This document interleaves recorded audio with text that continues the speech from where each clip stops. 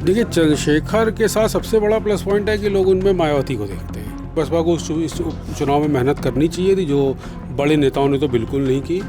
मतलब ये कहें कि प्रत्याशियों ने अपने दम पे ही जो है चुनाव इसको लड़ा है। ये विश्वनाथ पाल उन्होंने काफ़ी मेहनत की है और वो लगातार इसमें लगे भी रहे, और यूँ कहें कि अधिकतर सीटों पर जो है उन्होंने ही जाकर के प्रचार किया है। पार्टी की तरफ से उन्होंने ही कमान संभाली है।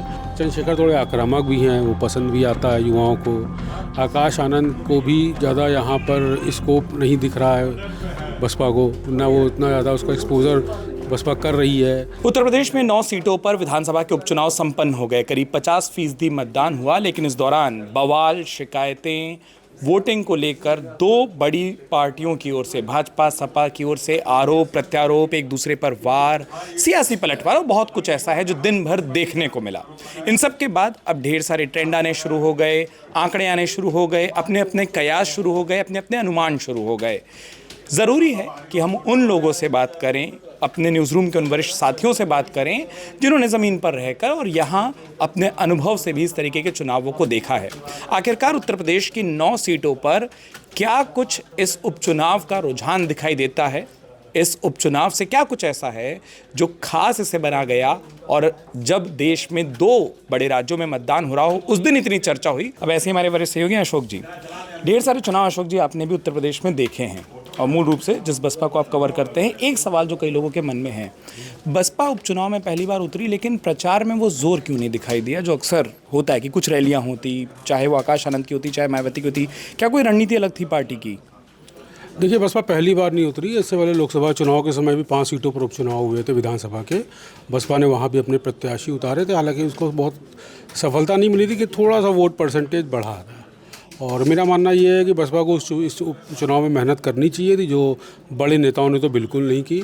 मायावती, आकाश आनंद या कोई भी बड़ा नेता इनका जो है फील्ड में नहीं आया। कोई रैली, कोई जनसभा, मतलब ये कहें कि प्रत्याशियों ने अपने दम पे ही जो है चुनाव इसको लड़ा है। ये तो कहीं ना कहीं बड़े नेताओं का ना आने का असर तो दिखेगा, क्योंकि जो दलित वोट बैंक है बसपा का, वो मायावती को सुनना और देखना चाहता है।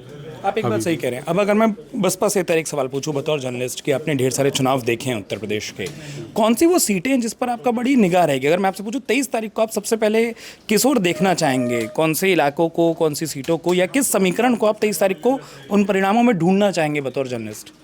मेरी नज़र थोड़ा कटहरी की सीट पर है, क्योंकि कटहरी में बसपा के जो प्रदेश अध्यक्ष हैं विश्वनाथ पाल, उन्होंने काफ़ी मेहनत की है और वो लगातार इसमें लगे भी रहे, और यूँ कहें कि अधिकतर सीटों पर जो है उन्होंने ही जाकर के प्रचार किया है। पार्टी की तरफ से उन्होंने ही कमान संभाली है।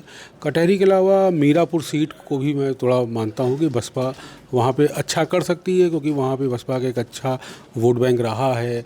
जो वहाँ पे सपा के नेता हैं कादिर राणा, वो कभी बसपा के सांसद हुआ करते थे, और वहाँ की प्रत्याशी सुसुम्बुल राणा है, उनकी बहू, तो वहाँ पे कहीं ना कहीं तो बसपा का फ़ायदा दिखना चाहिए। अच्छा, वहाँ पे भाजपा ने रालोद को टिकट दिया है, तो बसपा जीते ना जीते एक अलग चीज़ है, लेकिन बसपा वहाँ पर टक्कर देगी, कुछ ना कुछ वोट बैंक खींचेगी अपनी तरफ। एक कैरेक्टर, एक चरित्र या एक व्यक्ति, एक नेता जिस पर खूब बात हुई है पश्चिम की, जब आपने बात की और खासतौर पर जब आपने मीरापुर का जिक्र कर दिया, चंद्रशेखर की।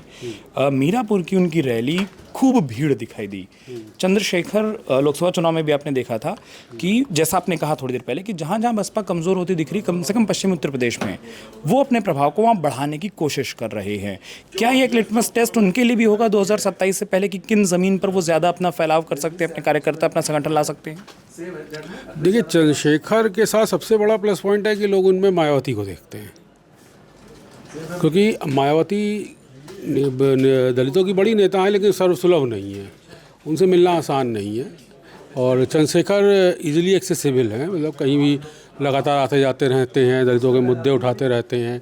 बीते दिनों वो लखनऊ भी आए थे, एक दलित युवक की जो है पुलिस की कस्टडी में जो है मौत के आरोप लगे थे, तो वो उसके घर वालों से भी मिले गया करके।